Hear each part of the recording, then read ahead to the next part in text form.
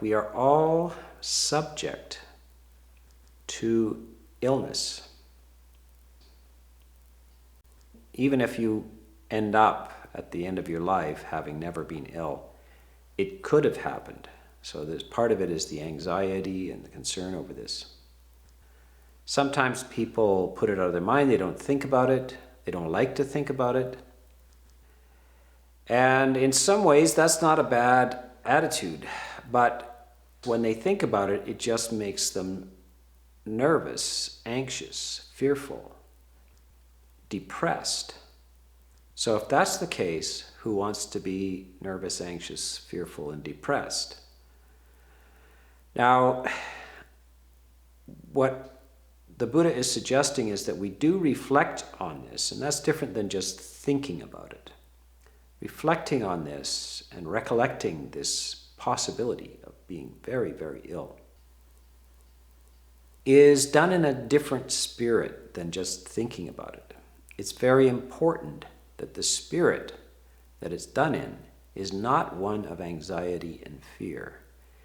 And of course, it's actually better if you can meditate on this before you get sick.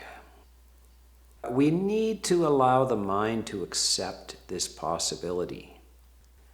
And we need to accept it without fear and anxiety. Is it possible to realize that you're vulnerable and subject to sickness, and sickness which can lead to death, without it depressing you or causing you anxiety? Now that would be good, because that is the real situation.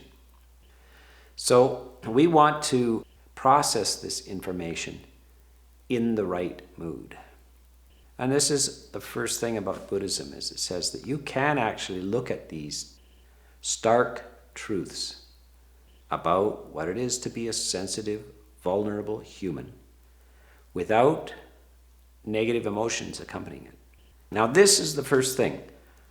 Quite often the standard dialogue about illness and death in the ordinary world is always accompanied by a heightened drama, a sense of the tragedy, the sadness, the fearfulness.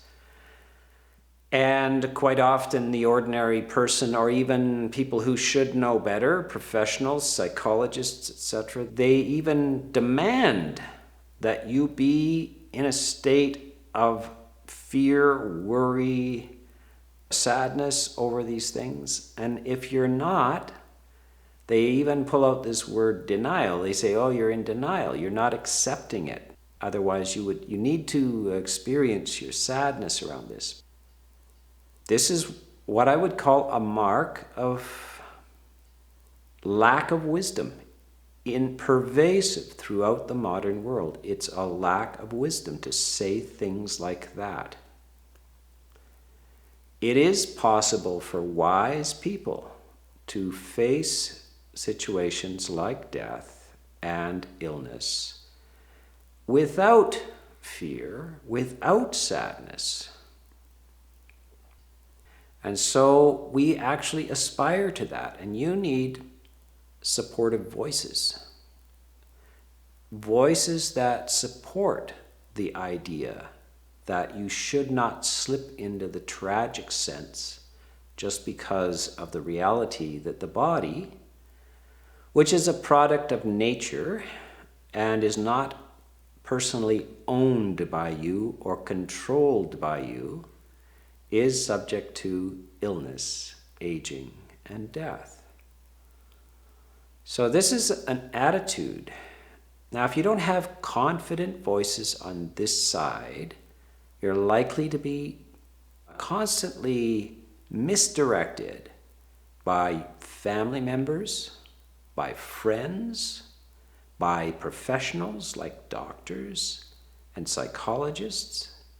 You're going to have a voice of misdirection, which is going to be strongly suggesting to you that this is a very scary emergency that you're experiencing. That this, they will even tell you on the phone, I have bad news, and I want you to come in. I don't want to tell you on the phone the bad news. I have bad news. Well, right off the bat, bad news. They're already telling you that this is bad. and that it's news. Cancer. Well, here is my news. It's not news. There's nothing new about it. The very day you're born is the very day that you have a very good potential for cancer or some other illness. There's nothing surprising or new about this information. That information is provided the day you're born. Now, the next thing is that it's bad news. It can't really be bad news because it's not news at all. It's not good news and it's not bad news. It's not news. It's not a surprising event. Illness should never be surprising. Now, good and bad is a suggestion to your emotional response. And so the wise response is that it is not helpful to fall into negative emotions while you're sick. The last thing you need to accompany your bodily discomfort, your weakness, your pain, is to be sad, afraid, anxious, worried. That is the last thing you need when your body is sick. Even to say your body is a mistake. It's not your body. This thing grows by itself, is the product of biological laws, nature, in fact. And anybody who thinks about this for a few minutes realizes this. And we confuse ourselves by talking about it as our body. We don't know how it works. And by the way, if it was your body, you wouldn't have cancer, would you? But since it's not your body, cancer has arrived. This is very important. This is not just an interesting philosophical idea. This is extraordinarily important. Because when it's your cancer, there's things to be afraid of. When it's not your cancer, there's nothing to be afraid of. Think about this. If the phone call comes and says, bad news, you have cancer. Now, the ordinary person feels deflated, they feel overwhelmed, they feel nervous, they feel in shock. And then the phone rings again 20 minutes later, and with great apologies, they say, oh, we've made a mistake. You do not have cancer. That was somebody else's report. How do you feel now? You feel this sense of relief. You might laugh even hysterically. This sense of relief. You do not have cancer. Of course, somebody else does. I don't know. But we celebrate that. I don't have cancer. Notice the ownership issue here. When it's your cancer, it's a problem. When it's not your cancer, there's no problem. Even if it's somebody else's cancer, it's not your problem. So, think about that. When you have cancer, there's a big issue. When the body has cancer, which is not your body, it's not an issue of ownership. It's not yours. This may sound tricky or subtle. It's not. It's the obvious fact right in front of your face. No one can deny it. You don't own and control your body. The thing runs by itself, and therefore, sense of ownership and identity with your body should be abandoned. It's very dangerous for you. You are going to subject yourself to pain, to fear, to anxiety when you have a strong sense of identity with your body. So you need to reflect on this. It will help you. It will relieve so many things. Now I have a suggestion. You're going to forget this. Your friends are going to be talking to you. You're going to be listening to counseling groups, etc. And they're going to be in confusion and turmoil. And you're going to start forgetting that it is not your body. What you need to do is have a recording of a talk like this, or even this very talk, that you listen to on a regular basis. And the voice of another, that is my voice, or somebody talking in the same mode, is going to pull you out of your false sense of identity with your body and the suffering that accompanies that. So have recordings, videos or audio of the voice of another pulling you out of wrong ideas about your body and about how to respond to this illness. So this is very, very important. The Buddha himself says the voice of another can be profoundly helpful to you. But that voice has to be the voice of wisdom. It can't be the voice of folly. You can't expect your neighbor or your relatives or your friends or your spouse or your children or your parents to necessarily be wise about these things. They're going to have all kinds of inadequate responses to this. Perhaps they're wise. How fortunate it would be if they were. But you have to make sure that, because this is a very important thing, that you do not listen to unwise voices and that you listen to wise voices. And the mark of the wisdom of that voice is that you feel better. You feel less afraid, you feel less anxious, you feel well and happy and peaceful, but in touch with the truth. And the truth is right in front of our face. This body is a product of nature, and the process of cancer is natural, and it happens. It's not something unnatural. It's not something that shouldn't happen. It's not bad news. It's not news at all. It's just the nature of the body to get ill like this. It's a fragile, vulnerable thing. Now, we need to have some strategies for dealing with pain as well. Pain may come up. The first thing is that pain is one feeling. Fear of pain is another, and the fear of pain is worse than the pain. So, since we might have physical pain, we should be very, very determined not to make it any worse. And that means that you can't afford to be afraid of it. You can't afford to worry about it, to be anxious about it, to hope that you won't experience it. You need to get it into its place, and that is, it is a bodily sensation. And there's no heroism in this. It's not that we want to just face the pain. If you get medications which reduce the pain, by all means take them. But sometimes they only dull the pain, or you need some strategies for helping reduce the high awareness of pain.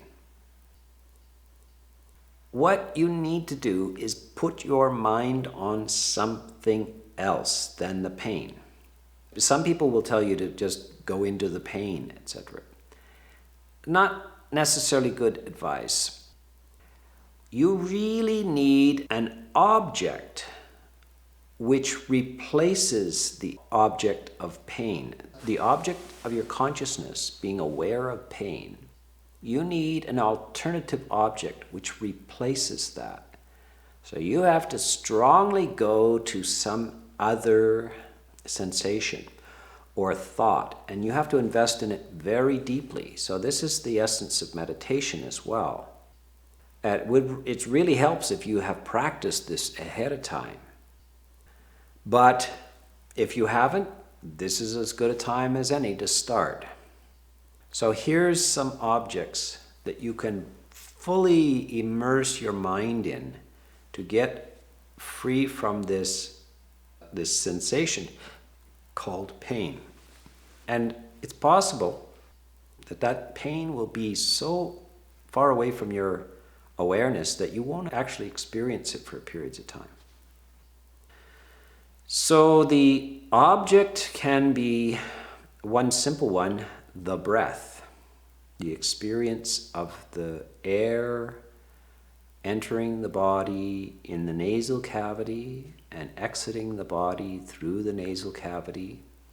This nasal cavity is a spacious area inside your head, and it's not the medical or biological nasal cavity, it's the one you feel. It's the airy, spacious quality inside your head. When you breathe in, the air is usually cooler. When you breathe out, it's about body temperature. Place all your attention on that light and airy space in the nasal cavity, and you will feel like your head is full of air. This is a lovely place to go and spend as long as you can there.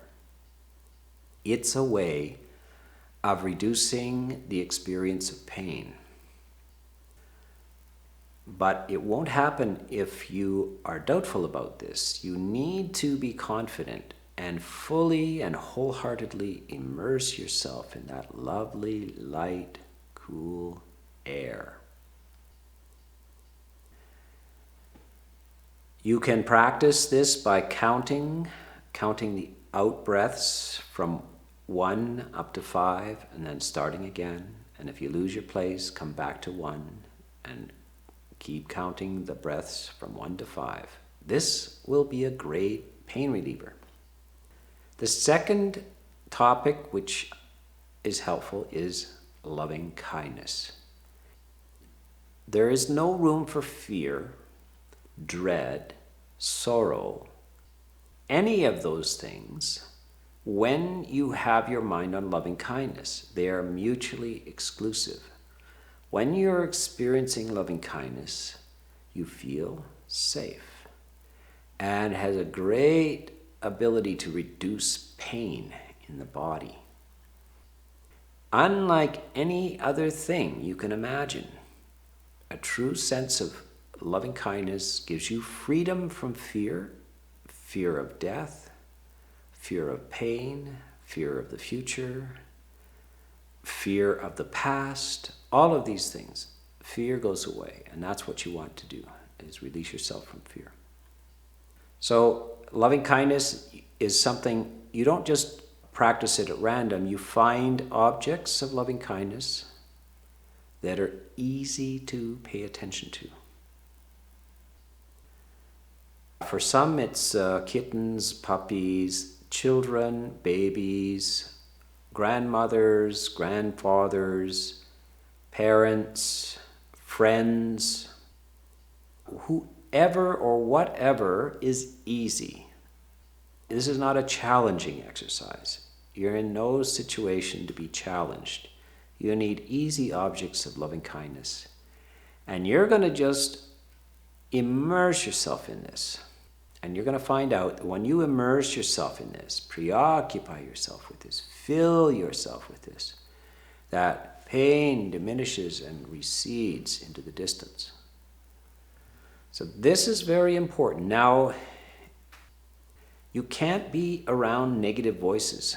You try to avoid people who talk about fear or anger or any that bring up these emotions of anxiety. You can't afford to associate with this, especially now that you have this illness. And by the way, so if it's not you that has the cancer, this is advice that you can give to somebody that you're caring for or helping with cancer. So now the other way to get wrong association, which creates anxiety, fear, worry, is listening to media or reading things that make you afraid. You can't afford to. You have to find the voice of wisdom, both in a book that you're reading, in a magazine that you're reading, in a talk that you're listening to, in a video. And it doesn't matter whether it's a fictional work or a fact-based one. Much of the media is pulling you into drama by creating fear and worry. So it catches your attention. You can't afford that. You really can't afford any of that negative media, negative fiction even. You need positive fiction. The voice of another pulling you into a state of well-being, loving kindness. Not able to generate this yourself, put on your headphones, lie in bed, lie in a hammock, sit, whatever you have to do, and listen to the voice of another pulling you out of this. And if it has to be this very talk, very good. And listen to it again and again and again. And remember, we are all subject to illness. Illness should never be surprising. You don't own and control your body. Sense of ownership and identity with your body should be abandoned. You need to reflect on this. It will help you.